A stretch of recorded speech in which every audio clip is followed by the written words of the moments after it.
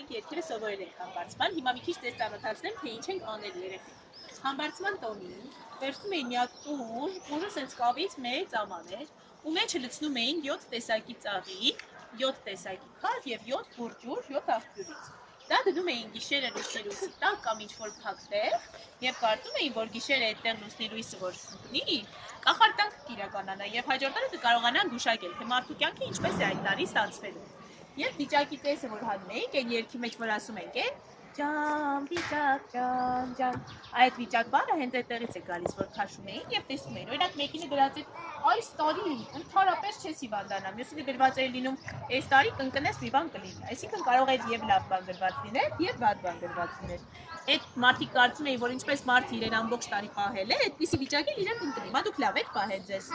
լավ վիճակ է ձեզ ընկնելուց ձեզ,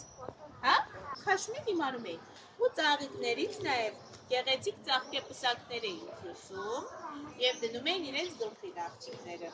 Մանի ասեմ ու շահեմ, ջան, ծաղիկ, ջան, ջան, լսեմ տոպրակ նկարեմ, ջան, վիճակ, ջան, ջան, լսեմ տոպրակ նկարեմ, ջան, վիճակ, ջան, ջան, Հիմնազան, հիմնազան, հիմնազան, հիմնազան, հիմնազան, հիմնազան, հիմնազան, լուսնի լուսնակը ես եմ, հիմնազան, հիմնազան, ծովի ձկնակը ես եմ,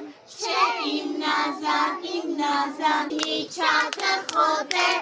հիմնազան, հիմնազան, ծաղիկը խնկահոտ է,